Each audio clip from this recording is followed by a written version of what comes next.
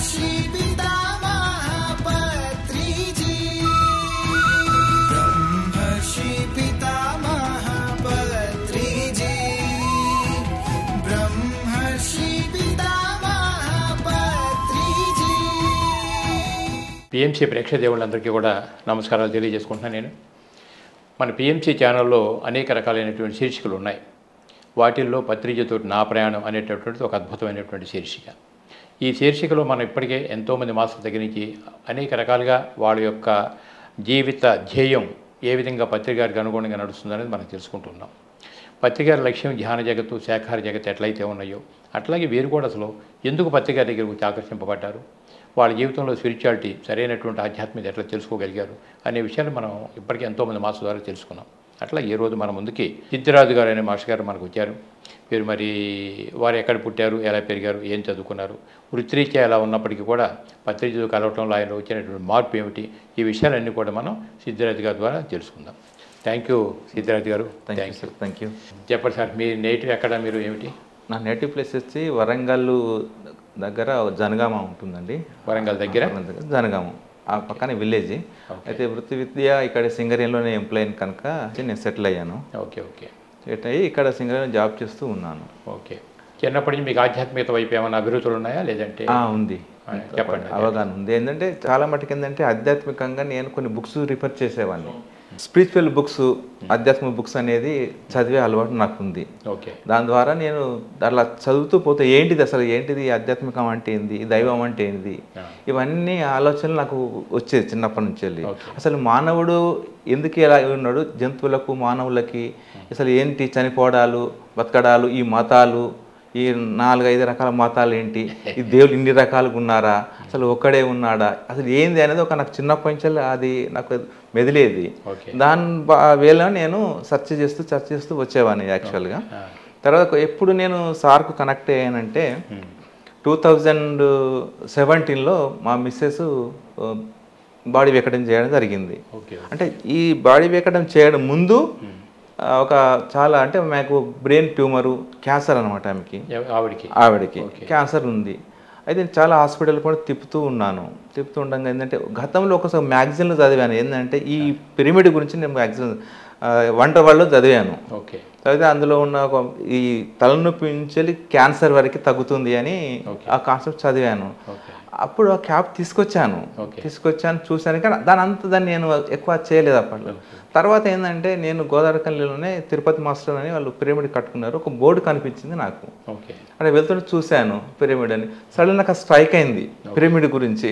ఓహో, ఇప్పుడు మనకు అవసరం పడింది. కానీ అక్కడికి వెళ్ళిన తర్వాత పిరమిడ్ కనిపించింది. లోన్కి వెళ్ళినప్పుడు తిరుపతి మాస్టర్ ఎదురొచ్చాడు, చూశాను. పలకరించిన తర్వాత ఈ విధంగా ఎలా ఉందంటే, ఇట్లా మా మిస్సెస్కి ఇలా అనారోగ్యం ఇట్లా ఉంది అంటే తీసుకురా మాస్టర్ అని చెప్తే తీసుకెళ్ళాను. ఆటోలో ఎక్కించి తీసుకెళ్ళా. అలా కూర్చోపెట్టిన తర్వాత 1 అవర్ కూర్చుందండి. కూర్చున్న తర్వాత చాలా బాగా అనిపించింది. వెంబడే నేను మళ్ళీ హాస్పిటల్కి తీసుకెళ్ళాలి కదా, తీసుకెళ్ళాను. ఒక 1 వీక్ దాకా ఒక చిన్న 2x2 చిన్న పిరమిడ్ ఉంది, అట్టుతో తయారు చేసి అలాంటిది తీసుకొని ఇంట్లో పెట్టాను. దాని కింద లేచి యాక్చువల్గా కూర్చున్నప్పుడు హెడేక్ వస్తుంది అనేది అనమాట. హెడేక్ వస్తే మళ్ళీ పడుకునేది. ఇట్లా 1 వీక్ అయిన తర్వాత జస్ట్ సరిగా ఆమె ఇక చేయలేకపోయింది. బాపుల్ చాలా లేస్ట్ ఏజ్ అనేది, చాలా అంత చాలా సివియర్ పొజిషన్ లాస్ట్ స్టేజ్. తర్వాత ఇక హాస్పిటల్ తీసుకెళ్ళాను. ఆ మధ్యలో ఆమె బాడీ వేకడం జరిగింది. తర్వాత తదనంతరం నేను మా 2 పాపలు నాకి ఇదే వాళ్ళు స్టడీలో ఉన్నారు. ఏంటికి ఇది ఎందుకు జరిగింది, ఇలా ఈ అర్ధాంతం ఎందుకు జరిగింది అనేది ఒక క్వశ్చన్ వచ్చేసింది నాకు. ఏంటి దీని సంగతి తెలుసుకోవాలి. ఆమె మహాభక్తురాలు, మళ్ళీ ఏదో కాదు, ఆమె చాలా భక్తురాలు. డైలీ 2 hours పూజలు చేసేది, శివుని పూజ చేసేది, చాలా అది ఉండేది.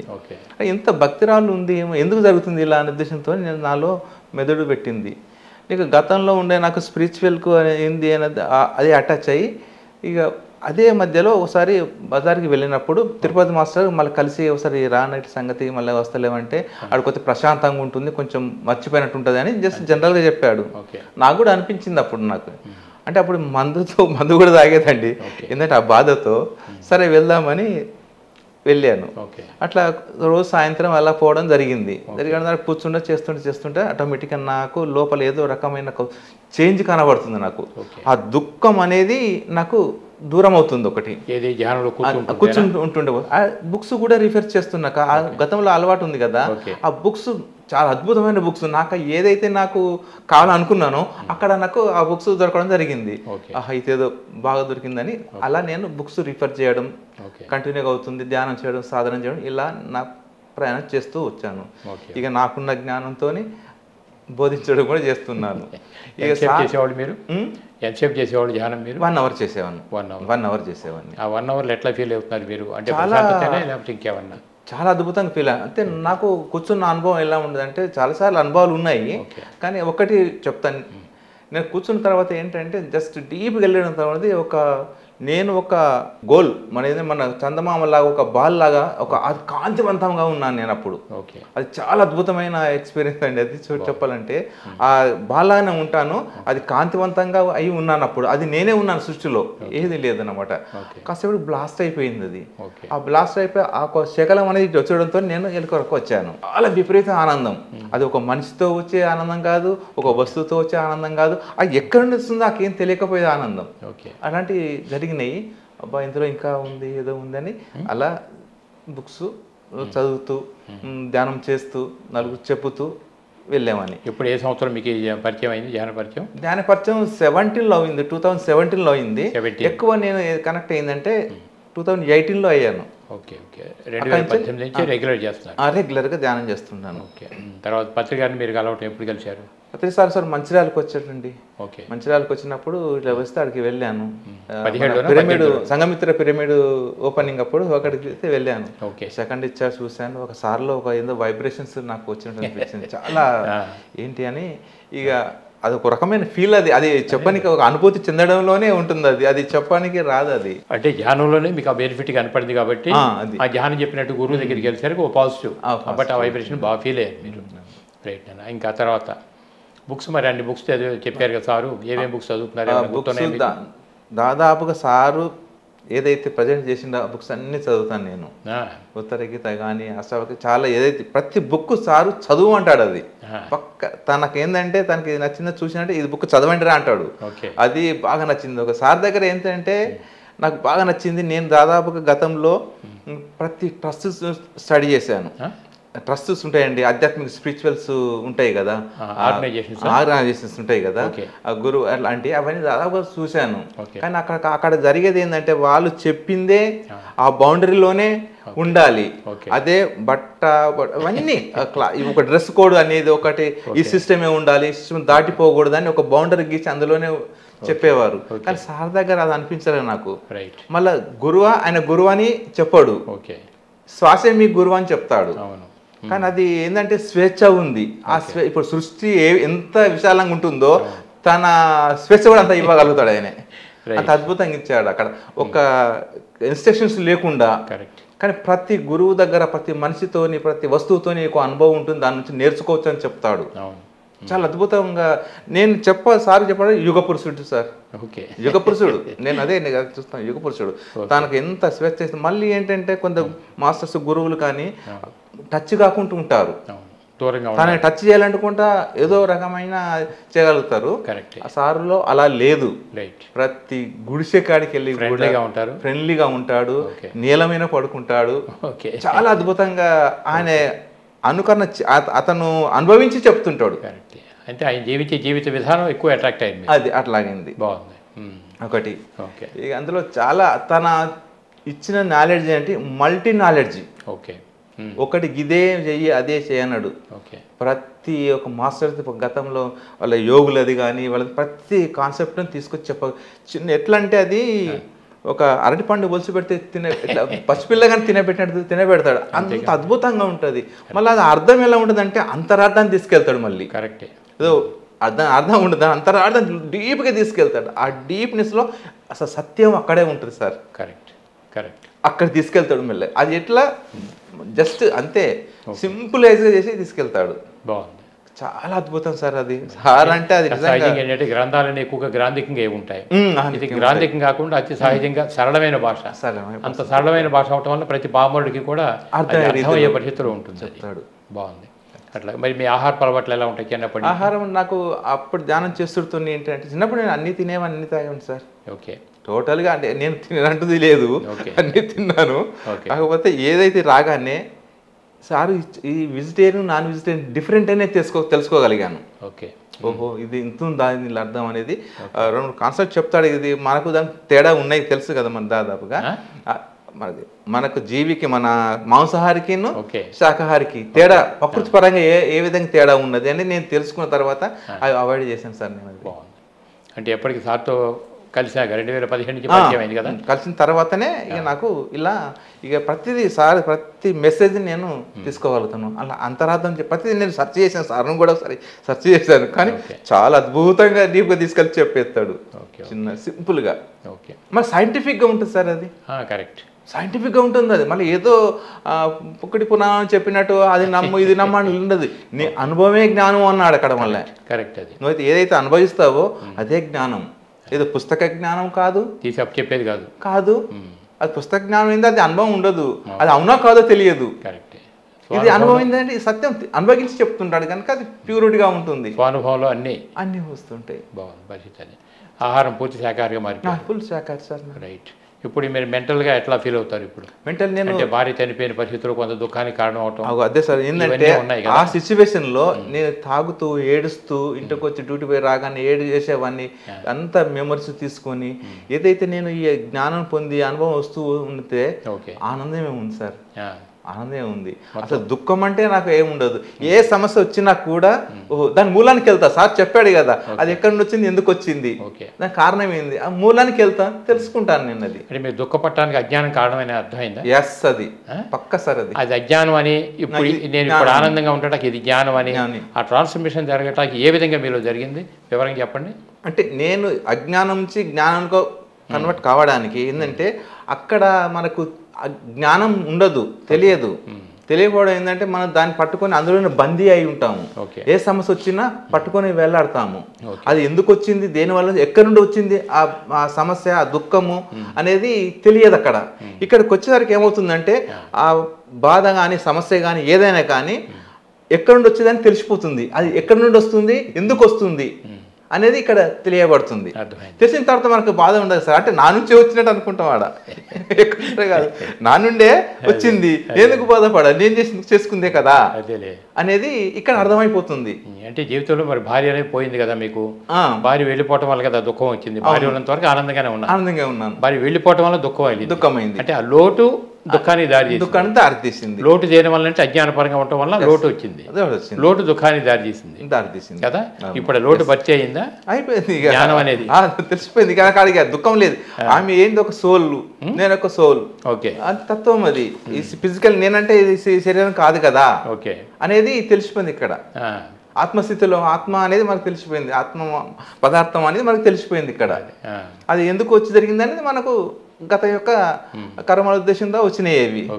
కనుక ఇది అర్థమైంది ఇక్కడ మనకు. కనుక మనకి ఇక దుఃఖమే ఉండదు కదా. అర్థం కానప్పుడే క్లారిటీ కదా. ఎందుకంటే ఇప్పుడు గుడ్డి నమ్మకాలు పనికిరావు అని చెప్పి అన్నారు. ప్రతి ఒక్కళ్ళు అజ్ఞానం నుంచి ఏదో అయిపోయిందని చెప్పి అనుకుంటాం.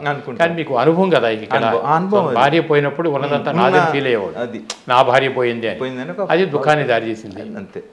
ఇప్పుడు అవగాహన బుక్స్ చదవటం ద్వారా, సాధన చేయటం ద్వారా జ్ఞానపరమైన అవగాహన పుట్టిన వాళ్ళు గట్టక తప్పదు. వాళ్ళ పాత్ర పోషించారు. వాళ్ళు వెళ్ళిపోవడమే. నేను ఎందుకు దుఃఖపడాలనేది తెలిసిపోయింది ఇక్కడ. రియలైజ్ అయ్యారు కొద్దిగా. రియలైజ్ అయ్యారు కాబట్టి దాని నుంచి బయటకు వచ్చారు. దుఃఖమే ఉండదు అక్కడ. మరి క్లాసులు వెళ్తుంటారా? బయటకు వెళ్తున్నా సార్. వెళ్తుంటారా? మరి మీ జీవితానుభవాలే సారాంశంగా చెప్తారా వాళ్ళకి? లేకపోతే పుస్తకాల్లో చదివిన పాఠాలు? చెప్తాను నేను. నా అనుభవాలు ముందు చెప్పిన తర్వాతనే కాన్సెప్ట్కి వెళ్తాను. ఎందుకంటే సార్ ఇచ్చేటి చాలా అద్భుతం సార్. ఇవి ధ్యానము, సత్యన సాంగత్యం, స్వాధ్యాయం అనేది ఈ మూడు కదా. ఈ మూడిటిని చాలా పవర్ఫుల్ ఇవి. ఓకే. ధ్యానము ఎట్లా ఇచ్చినట్టు సారు, ధ్యానము రెగ్యులర్ గా చేయాలి, దానికి ప్రతిఫలం ఉంటుంది. స్వాధ్యాయం అంటే కనీసం 1 వీక్ ఒకసారి స్వాధ్యాయం అని చేయాలి. దాని ఎనర్జీ ప్రతిఫలం ఉంటుంది. Okay. ఎంతవరకు ఉండవు 1 వీక్ ఎంతవరకు ఉంటుంది. Okay. సో అదేమంటే మనల్ని మనం చెక్ చేసుకోవాలి, బుక్స్ చదవాలి, Okay. ఆచరణలో పెట్టుకోవడానికి, కరెక్ట్, మెయిన్ ఆచరణ. ఆచరణలో పెట్టుకోవడానికి. సో అధ్యాయం అంటే అదే ఇక Right. ఈ 3 మనం మెయింటైన్ చేసినప్పుడు ఇక ఎక్కడ సార్ బయటికి పోము మనం. ఇక బయటికి వెళ్ళే అవకాశమే లేదు. ఇప్పుడు భగవద్గీత నుంచి అన్ని మనకి చెప్తున్నాయి. నేను అనబడేది దేహం కాదు, నేను అనబడేది ఒక ఆత్మ పదార్థం అని. ఆత్మపదార్థం. కానీ ప్రపంచంతా దేహవత్తే జీవిస్తున్నారు తప్ప బట్ ఆత్మవత్తి జీవించే సాగి ఎదగలేకపోతున్నారు కదా. ఎదగలేకపోతున్నాం. మనకి దేహం అనేది వాళ్ళు ఉండి రేపు పోయేది కాబట్టి ఇది భ్రమ. నేను దేహం అంటే ఇది భ్రాంతి, భ్రమలో ఉన్నాం. భ్రమలో ఉన్నాం కాబట్టి దుఃఖం తప్పల. అవును.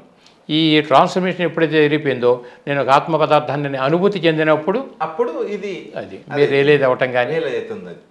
అట్లా బాగుంది. అది బాగుంది సార్. ఇంకా ఇప్పుడు మీరు చదివినటువంటి బుక్స్లో బిగినింగ్లో మీకు ఇప్పుడు మరణం లేని మీరేనే ఈ పని ఎట్లా రకరకాల బుక్స్ అని చదువుతున్నారు కదా, మీకు వాటిల్లో ఏమైనా ఎక్స్పెరిమెంట్ చేయాలని చెప్పి అనిపించిందా? అనిపించింది. ఎందుకంటే మనం సార్ దగ్గర చాలా బుక్స్ మనకు నాలెడ్జ్ ఎంత అంటే అది 1-2 కాదు. అది ఇప్పుడు ఏంటంటే టెలిపతి అనేది, ప్లస్ ఆస్ట్రల్ ట్రావెల్ అనేది, కుండలిని శక్తి అనేది, కర్మ సిద్ధాంతము, ఇంకా చాలా ఉన్నాయి చెప్పుకుంటూ పోతుంటే. అవన్నీ నేను చేస్తుంటా. నేను తెలుసుకుంటున్నారు, బుక్స్ చదువుతున్నారు, ప్రాక్టికల్గా ఎక్స్ప్లెయిన్ చెప్పాడు. ఆస్ట్రల్ ట్రావెల్ అంటే నాకు జస్ట్ వచ్చాను, కాకపోతే కొంచెం ఫియర్తోనే అది కట్ అయిపోయింది. మనం ముందు యాక్చువల్ ట్రావెల్ అనేది ఒకటి ఉంది అని యాక్సెప్ట్ చేయగలిగితే అది ఉంది 100%. ఓకే, అది పూర్తి జ్ఞానపరమైనటువంటి అవగాహనతో యాక్చువల్ ట్రావెల్ ఉంది. ఎందుకంటే నేను అనబడేది స్థూల శరీరం ఒకటే కాదు, దీనిలో అంతర్గతంగా సూక్ష్మ కారణ మహాకారణ శరీరాల యొక్క సముదాయం ఉంది అనుకున్నప్పుడు ఇంకా మనకి అది అర్థమైపోతే మనకి అనుభూతులతో పెద్ద పని లేదు. అంతే, అర్థం కావాలి, మనం యాక్సెప్ట్ చేయగలం. చాలా అర్థమైంది అది.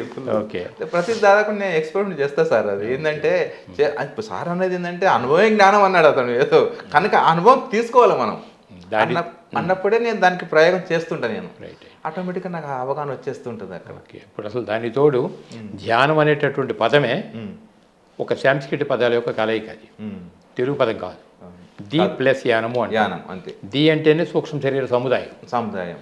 యానము అంటే చేసే ప్రయాణం అంటే ఏదైతే సూక్ష్మ శరీర ప్రయాణమో దాన్ని ధ్యానం అని చెప్పని పెట్టాం. కానీ ఇప్పుడు మనమంతా స్థూలంగా జీవిస్తున్నాం. నిజమైన ధ్యానానుభవం యాక్సెప్ట్ చేయాలంటే ధ్యానము అంటే యాక్చువల్ సూక్ష్మ శరీర సముదాయం, దానికి సంబంధించిన నాలెడ్జ్. బట్ దానికి సంబంధించిన నాలెడ్జ్ కాబట్టి అది మనలో ఉందా లేదని చెప్పడానికి శ్వాస ఒకటే ఆధారం. శ్వాస ఉంటే జీవుడు ఉన్నాడు, శ్వాస జీవుడు లేడు. కాబట్టి ధ్యానం అనేటువంటి ఒక పదంలోనే ఆ ఇంటర్ లింక్ అంత ఏర్పడింది మీకు. కరెక్ట్. ఏ శ్వాస అయితే జీవనాధారమో అదే బాగుంది. అది ఇప్పుడు యాసిడ్ ట్రావెల్ గురించి అంటే అక్కడికి వస్తుంది, ధ్యానం చేస్తున్నాం అంటాం. అంతే, ఆ పదంలోనే మనం ఏదో కళ్ళు మూసి కూర్చుంటే ధ్యానం అనుకుంటాం. అది కాదు, ఆ లోపల ఉండే సూక్ష్మ శరీర సముదాయం మీకు అర్థం కావాలి. దారి అక్కడికి వెళ్ళడానికి దారి, అది శ్వాస అనేది దారి. దాన్ని పట్టుకుని అక్కడికి వెళ్ళగలుగుతాం. వాడికి సాంగత్యాల్లో జనరల్గా మీరు ఏమేమి విషయాలు మాట్లాడుతుంటారు ఎక్కువగా? సజ్జన సాంగత్యంలో ఎక్కువ కర్మ గురించి, ప్లస్ ఈ ప్రాబ్లమ్స్ ఎలా ప్రాబ్లమ్స్ కొన్ని కర్మ గురించి చెప్పడము, అసలుకి ఈ సమస్యలు ఎక్కడ నుండి వస్తున్నాయి, అవి మనం ఎక్కడ నుండి వచ్చినావు, మళ్ళీ ఎక్కడికి వెళ్తారు మీరు అనేది ఈ వీటి మీద కొంచెం చెప్తుంటాను నేను. ఓకే. భగవద్గీత 20 కూడా చదివాను భగవద్గీత. ఎందుకంటే ఇప్పుడు భగవద్గీత ఏంటంటే ముందు కర్మయోగం అంటే ఏంటో తెలుస్తుంది, జ్ఞానయోగం అంటే తెలుస్తుంది, భక్తి యోగం అంటే తెలుస్తుంది. ఇవన్నీ అంచెలంచెలుగా ఇచ్చారు కదా. 18 అధ్యాయాలు ఇచ్చారు, ఒక్కొక్క దానిలో ఒక్కొక్క రకమైన బట్టి. ఇప్పుడు ఇవన్నీ కూలంకషంగా అర్థమైతే అసలు మానవ జీవితానికి గీత మనకి ఎలా ఉపయోగపడుతుంది అని కూడా మనకు అర్థం అవుతుంది. వాళ్ళ బుక్ అది కదా, ఏనాడు ద్వాపరయోగం, కొన్ని వేల సంవత్సరాలు ఏటికి ఎదురైనట్టుగా ప్రపంచంలో ఎన్నో దేశాల్లో మరి కోట్లాది మందిని ప్రభావితం చేస్తుంది. అది చాలా చాలా చాలా అట్లా సార్ రాసిన ఉత్తర గీతలు కూడా ఎంత మెయిన్ పాయింట్స్ తీసుకున్నారు సార్. అది ఎంత అద్భుతంగా అర్థమయ్యేది ఆ బుక్ సార్ రాసింది. అంటే ఆధ్యాత్మిక ఎదుగుదలకి ఎలా కావాలన్న దానిలో ఏదైనా కొద్ది గుర్తుందా మీకు ఉత్తర గీతలు? ఇది కాదు, దేవుళ్ళు మొక్కుతే ఎలా మొక్కడాలు ఇవన్నీ ఉంటుంటాయి కదా. అసలుకి భక్తి మార్గంలో అదొక స్టేజ్. ఓకే, అది మనం తప్పు పట్టడం కాదు, కాకపోతే అవసరమే ఫస్ట్ పెట్టెక్కడం. అదే దాన్ని అంచెలంచెలుగా ఎదగాలని. ఏంటంటే అక్కడ ఆ స్టెప్ కన్నా ఆగిపోకుండా, ఆ మెట్టు కన్నా ఆగిపోకుండా ఎక్కుతూ పైకి చేరుకోవాలి. ఇది హయ్యర్ స్టేజ్. ధ్యానం అనేది దానికన్నా మించింది లేదు. ఇక్కడ భక్తికిను ధ్యానం తేడా అంటే చెప్తాను కొంచెం చిన్నగా నాకున్న జ్ఞానంతో. ఇక్కడ భక్తి మార్గంలో దేవుడు వేరు, మనం వేరని ఇక్కడ తెలియబడుతుంది. ఈ ధ్యానం ద్వారా ఏమవుతుందంటే మనమే దైవముగా ఉన్నాము అని తెలియబడుతుంది. అంటే అద్వైతం. దేవుడు వేరు, మనం వేరు కాదు. దేవుళ్ళో ఉన్న అదే చైతన్యం, మనలో ఉన్న అదే చైతన్యం, అద్వైతం. రెండోది లేదు. రెండవది లేదు అద్వైతం. Okay okay. ఏకత్వం, నేను ఎక్కువ ఏకత్వానికే ప్రయాణం చేయాలని చెప్తుంటాను. మరి దేవుళ్ళలో ఉన్నది అదే చైతన్యం, మనలో ఉన్నది కూడా అదే చైతన్యం. అదే చైతన్యం. మళ్ళీ మనిషి అని ఎందుకన్నారు, ఆయన దేవుడు అని ఎందుకన్నారు? అంటే ఇది పరిమితం ఉంటుంది. అంటే ఒక శరీరంలో దాల్చినప్పుడు ఏంటంటే పరిమితంగా ఉంటుంది. అక్కడ దైవంలో ఉన్నప్పుడు అనంతంగా ఉంటుంది. అక్కడ అంటే ఇది చేరడం వల్ల ఏముంటుందంటే ఒక వాహనంలోకి మనం డ్రైవర్గా వెళ్తే ఎంతవరకు అంతవరకే పోతాం కదా అన్నట్టుగా ఇది పరిమితంగా ఉండగలుగుతాం ఇందులో. దీని ఇప్పుడు ఏంటంటే దేహద్వారం, లోపలికి వెళితే జీవుడు అవుతాము, బయటకి వెళ్తే దేవుడు అవుతాము. బయటకి వెళితే దైవం అవుతాము, లోనికి వెళ్తే జీవుడు అవుతాము. అంటే అంతలో ఉన్న దేవుడే, కాకపోతే ఇక్కడ శరీరంలో ఉన్నాం కనుక అది జీవుడిగా ఉంటుంది. ఇది ఎంతకాలం వాడుకున్నాం అంతవరకు వాడుకుంటుంది. తర్వాత అదే అందులో అంటే ఇప్పుడు మనం మాట్లాడేటటువంటిది పిఎంసి ఛానల్లో ఎంతో లక్షల మంది చూస్తూ ఉండొచ్చు. వాళ్ళకి స్పష్టమైనటువంటి అవగాహన. ఇప్పుడు ద్వైతం నుంచి అద్వైతంకి వెళ్ళిపోయాం. బట్ అద్వైతం అంటే దేవుళ్ళలో ఉన్న మనలో ఉన్న అదే ప్రాణం, అదే చైతన్యం. అటువంటిప్పుడు మనల్ని ఎందుకు మనిషి అంటున్నారు, ఆయన ఎందుకు దేవుడు అనుకుంటున్నారు అన్నప్పుడు, ఎంత మహాజ్ఞాని అయినప్పటికీ కూడా, ఎంత జ్ఞానపరమైనటువంటి సంస్కారం వాళ్ళలో ఇమిడి ఉన్నప్పటికీ కూడా, తల్లి గర్భం నుంచి బయటపడిన వెంటనే ప్రకృతి యొక్క మాయ ఆవహిస్తుంది. ఈ ప్రకృతి యొక్క మాయ ఎప్పుడైతే ఆవహిస్తుందో మన గతం అంతా కూడా మర్చిపోతాం. అది ప్రకృతి ధర్మం, సృష్టి ధర్మం, సృష్టి ధర్మం అది. అర్థమైందా? అందువల్ల బయటికి రాగానే ఎప్పుడైతే ప్రకృతి మాయ మన చుట్టూ ఆవహిస్తుందో ఇది జీవాత్మగా మారిపోతుంది. జీవాత్మ జీవించే ఉంటాం, ఆత్మాత్మే కానీ జీవించాం. ఎట్లా? మాయ లోపల ఉండి. ఎప్పుడైతే అనేక జన్మ సంస్కార బలం యాడ్ అయ్యి మంచి గురువు లభ్యమై మంచి సాధన చేస్తూ మంచి పట్టుదల ఉంటే అప్పుడేమవుతుందంటే మనం సాధన చేయగా మన చుట్టూ ఉన్నటువంటి మాయను ఎప్పుడైతే మనం ఛేదించి బయటకు వస్తామో వెళ్తుంది, అప్పుడు ఆటోమేటిక్ మనమే పరమాత్మ. అయితే అలా రావాలి. రాకుండా వచ్చాను అనుకున్నా మనం అభిపెట్టుకున్నట్టు, మళ్ళీ భ్రమలో ఉన్నట్టే. రాకుండా నేనే పరమాత్మ కదా అని పాఠాలు అప్పచెప్పినా మనం భ్రమలో ఉన్నాం. అవును.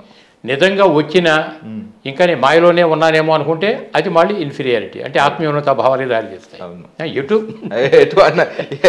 అద్వైతం అది పరిస్థితి. అంటే ద్వైతం నుంచి అద్వైతంలోకి వెళ్ళినప్పుడు జీవాత్మగా ఉన్నప్పుడు మాయలో మనం ఎలా ఉంటాం, ఇట్లా ఉన్నప్పుడు మాయలో ప్రాపంచిక వ్యామోహాలు మన చుట్టూ ఎట్లా ఆవరించి ఉంటాయి, ఏ విధంగా కొట్టుకుపోతున్నాం. ఈ సాధనలో నుంచి జ్ఞానపరమైన అవగాహన పెరిగిన కొద్దీ మాయని ఛేదించి బయటకు వస్తే నేనే పరమాత్మ అన్నప్పుడు అది అహం బ్రహ్మాస్మి. ఎందుకంటే భారతదేశం వేదభూమి, కర్మభూమి, వేదభూమి. మరి వేద మహావాక్యాలను కూడా అహం బ్రహ్మస్మి తత్వమసి అని చెప్తున్నాం. కానీ ఇంకా మన విగ్రహాన్ని దండం పెట్టి దగ్గర ఆగిపోతున్నాం, ఎదగలేకపోతున్నాం. అది అక్కడ ఎదగలేకపోతున్నాం. అంటే జ్ఞానాన్ని అందక వాళ్ళకు కొంతమందికి జ్ఞానము అందక కొంతమంది ఆగిపోతున్నారు. ఓకే. దాన్ని మళ్ళీ ఏంటంటే వాళ్ళు రిసీవ్ చేసుకునే విధానం ఉంటుంది సార్. రిసీవ్ చేసుకునే విధానం వాళ్ళు చెప్పినా కూడా కొంతమంది రిసీవ్ చేసుకోలేకపోతారు ఆ జ్ఞానాన్ని. అంటే ఇంకా వాళ్ళు ఇంకా భ్రమలో ఉన్నారు. నేను దేహంలో ఉన్నాను, నేను అంటే దేహం అనుకొని వాళ్ళు అలాగే అక్కడ ఆగిపోతున్నారు. ఏదో దండాలు పెట్టుకున్న వెంటనే ఈజీగా దేవుడే మన దండాలు విని మన కోరికలు భ్రమలో ఉన్నారు. కర్మను బట్టి ఫలితం అనేటువంటి సత్యం తెలియదు. ఎందుకంటే భూమి కర్మభూమి కదా. కర్మభూమి అయినప్పుడు ప్రతి కర్మ ఫలితాన్ని ఇస్తుంది. కానీ మన అదృష్టం సార్ ఈ భారత భూమిలో పుట్టడం, మన అదృష్టం కూడా ఏంటంటే ఈ భారతదేశంలో పుట్టడం అనేది, ఈ వేద భూమి కర్మభూమిలో పుట్టడం అనేది అది ఒక కారణం చేతనే పుడతాము. అయితే భారతదేశంలో జన్మ తీసుకోవటం అదృష్టం అని అన్నప్పుడు ప్రతి ఒక్కరు అహం బ్రహ్మస్మి అనే స్థాయికి ఎదగాలి కదా. అలా ఎదగలేనప్పుడు అది అదృష్టం అంటామా, దౌర్భాగ్యం అంటామా? అంటే అది కూడా అనుకోవచ్చు. అయితే ఏంటంటే అక్కడ దురదృష్టం, అంటే పుట్టి కూడా నువ్వు తీసుకోకపోతే దురదృష్టం కింద లెక్క అనుకోవచ్చు. అయితే మాయ ఏం చేస్తుంటే విననివ్వదు. మాయ అనేది విననివ్వదు. మీరు ఎంత ఇప్పుడు ప్రపంచంలో పత్రికలు వచ్చిన దగ్గర నుంచి ఆయన ఒక వ్యక్తిగా వచ్చాడు బయటికి కర్నూలులో. మరి ఆయన అగ్రికల్చర్ ఎంఎస్సీ చేశారు. కోరమండల ఫర్టిలైజర్లో కొన్ని జిల్లాలకు ఆఫీసర్గా ఉండేది. వివాహం అయిపోయింది, భార్య ఉంది, ఇద్దరు ఆడపిల్లలు ఉన్నారు. మరి ఆయనకి ఆఫీసర్గా ఉన్నారు, మంచి వెహికల్ ఉండేది, అన్నీ ఉన్నాయి, కానీ తృప్తి లేదు జీవితం. ఎందుకు నాకు ఈ అసంతృప్తి ఏర్పడింది అన్న దాని మీద ఆయన పరిశోధన చేసుకోక అప్పటికి కనపడిన వాళ్ళకంతా జాయిన్ చెప్పేవాడు, కానీ తృప్తి లేదు. ఎప్పుడైతే ఉద్యోగానికి రాజీనామా చేసి బయటకు వచ్చారో అమ్మయ్య ఒక్కసారి గాలి పీల్చుకోగలిగారు. అంటే అప్పటిదాకా ఆయన కూడా అంత జ్ఞానం, అంత పర్పస్ఫుల్ గా భూమి మీదకి వచ్చినప్పటికీ కూడా చూడండి, పరిశీలన చేస్తే అంత ఎంఎస్సీ చదివి భౌతిక పరంగా అనేక జన్మ సంస్కార బలం ఆయనలో ఉండి ఒక కారణ జన్మలుగా భూమి మీదకి వచ్చినటువంటి పత్రిక గారు కూడా ఉద్యోగం చేస్తున్నంత వరకు కనపడిన వాళ్ళందరికీ జ్ఞానం చెప్పినప్పటికీ అసంతృప్తి జీవితంలో ఉంది. ఎప్పుడైతే ఉద్యోగానికి రాజీనామా చేసి బయటకు వచ్చారో అమ్మయ్య అంటే గాలి పీల్చుకున్నంత పని అయింది. అంటే అప్పటిదాకా బందీలో ఉన్నట్లు లెక్కే. అతిపెద్ద మాయ. అవును, అంత పెద్ద జ్ఞాని కూడా. అర్థమైంది. ఎప్పుడైతే ఇక రిజైన్ చేసి బయటకు వచ్చారో అమ్మాయి అంటే గాలి పీల్చుకోవడం మాయ నుంచి ఒకసారిగా బయటపడ్డారు. ప్రశాంత్ అక్కడి నుంచి ప్రచారం మొదలుపెట్టారు. మళ్ళీ అలా అంటే పర్పస్ ఆఫ్ లైఫ్ అనేది కాస్త ఆటుపోట్లుగా గురైనప్పటికీ కూడా ఆ నమ్మిన సిద్ధాంతం కోసం పనిచేస్తున్నప్పుడు ఎట్లా ఆత్మ సంతృప్తి కలుగుతుంది. తాత్కాలికమైనటువంటి ఆటుపోట్లు ఉంటాయి తప్ప జీవితం మానవ జన్మ ఎత్తినప్పుడు ఖచ్చితంగా అవి. అలాంటిది ఒక వ్యక్తిగా బయటకు వచ్చిన ఆయన మరి ఒక శక్తిగా ఆవిర్భవించి వాళ్ళ ప్రపంచంలో కోట్లాది మందిని ప్రభావితం చేయగలిగారంటే కారణ జన్మడు ఏ విధంగా భూమి మీదకి వస్తారు, ప్రారంభంలో ఎటువంటి స్ట్రగుల్ పడతారు అనేది మనం ఆయన దగ్గర చూసి చాలా. అందువలన సభ్య సమాజంలో మిగతా వాళ్ళు కూడా మనం చెప్తున్నాం. మనం ఏమనుకుంటామంటే చిన్న కష్టం రాగానే అమ్మో వద్దను. అందుకని చెప్తే ఎక్కువ మందికి ఎన్నిక వెళ్ళలేకపోతాడు. సుఖం ఒకటే కావాలని కోరుకోవటం వలన ఈ వైపు రాలేకపోతారు. అదే ఉత్తరగీతలో మీరు చెప్పింది ఇందాక పూజ స్తోత్రం జపం ధ్యానం 4 మెట్లు కదా. నువ్వు పూజ దగ్గర ఆగిపోతున్నావు, చేయొద్దని చెప్పటంలా. చెయ్యి 10th క్లాస్ అయిపోతే ఇంటర్కి వెళ్ళాలి, ఇంటర్ అయితే డిగ్రీకి వెళ్ళాలి. అంతే కదా. జీవితం అంతా నేను 10thలోనే ఉంటానంటే కుదరదు కదా. ఇప్పుడు భారతదేశంలో పరిస్థితి విగ్రహారాధన దగ్గర ఆగిపోయారంటే వాళ్ళంతా చాలు అని సరిపెట్టారు. ఫస్ట్ క్లాస్ కానీ ఉండిపోయినట్టు ఎదుగుదల లేదు. మరి యూనివర్స్లో ఎన్నో మార్పులు సంభవించబోతున్నాయి. బహుశా మీరు చదివిన బుక్స్లో తెలుసుకుంటారు. ఎన్నో మార్పులు సంభవిస్తున్నాయి యూనివర్స్లో. భూమి అనే గోళం కూడా అంచెలంచెకి తన యొక్క కక్షని మార్చుకుని పోటాన్ బ్యాండ్లోకి 2012లోనే పోటాన్ బ్యాండ్లోకి ఎంటర్ అయిపోయింది. మరి ఎంటర్ అయిపోయినప్పుడు మనం ఎంత మారాలి, ఎంత జ్ఞానపరమైన అవగాహన పెంచుకోవాలి. ఒక పక్కన టెక్నికల్ 3rd డైమెన్షన్ 5th డైమెన్షన్లోకి వెళ్ళిపోతామని చెప్పి అందరూ అనుకుంటున్నాను. అలా వెళ్ళాలంటే ఇక్కడ ఎంత షిఫ్టింగ్ జరగాలి, మరి కావాలి కదా. అంటే వాటికి సంబంధించిన బుక్స్ ఇంకేమన్నా మీరు లేటెస్ట్గా బుక్స్ చదవటం కానీ పిఎంసీలో రెగ్యులర్ పిఎంసీ చూస్తుంటారా? చూస్తాను దాదాపుగా. నేను ఎక్కువ ఓన్లీ చూస్తే అదే యూట్యూబ్లో ఎక్కువ చూస్తాను. ఎందుకంటే నేను దాదాపుగా టీవీకి నేను దూరం ఉంటా, ఏది ప్రోగ్రామ్ చూడను. ఏమంటే ఇందులోకి వచ్చినో నేను టీవీని అవాయిడ్ చేయడమే. Okay okay. అది ఏమంటే యూట్యూబ్లో పిఎం ఛానల్ ఆధ్యాత్మిక ఉన్నాయి, మన మాస్టర్ చెప్పిన వాళ్ళు ఎక్కువ నేను దాదాపుగా అవే చూస్తాను. సంతోషం. అవి నేను ఏంటంటే ఎంతో కొంత జ్ఞానం అయితే మనకు బీజాలు పడతాయి. వేరే టీవీ పెట్టి రకరకాల చెత్త మన బ్రెయిన్లో వేసుకోవడం వల్ల అది ఎప్పుడో మొలకెత్తుద్ది సార్. మనకు అది మొలకెత్తుద్ది, మనకు దానికి మనకు ఎందుకు. ఇప్పుడు మనం ఆనందంగా ఉండాలనే మనం ప్రయత్నం చేస్తుంటాం కదా. Okay okay. కనుక మనం ఇక వేరే తీసుకొచ్చి వెయ్యను బ్రెయిన్లో. మరి క్లాసుల్లో చెప్తారంటున్నారు కదా, బయటకు క్లాసులు చెప్తాను. ఎక్కువ ఏ సబ్జెక్ట్ మీద బేస్ అవుతుంటారు మీరు? ఇవి సమస్యలు ఎట్లా వస్తాయి అనేది, సమస్యలు ఎలా వస్తాయి, సమస్యలు ఎలా దాటాలి. ఇప్పుడు ఏంటంటే సపోజ్ మనకు సమస్యలే కానీ ఆరోగ్య స్థితులు ఎక్కడ నుండి వస్తున్నాయి, ఆ బాధలు ఎక్కడి నుంచి వస్తున్నాయి అనేది ఆ కర్మ సిద్ధాంతం జస్ట్ బుద్ధి సిద్ధాంతం కర్మ సిద్ధాంతం అని మనకు ఉన్నాయి కదా, అది ఎలా అనేది వాటి గురించి ఎక్స్ప్లెయిన్ చేస్తుంటాం. మనకి మధ్య మధ్యలో వేమన పద్యాలు కానీ యాడ్ చేస్తాం. అదే చెప్తాను. వేమన పద్యం ఇప్పుడు ఉన్నాడుకో, శిలను చూసిన నరుడు శిలను చూసిన నరుడు శివుడని భావింతురు, శిలలు శిలలే కాని శివుడు కాడు, తనదిలోని శివుని తనకేల తెలియడు.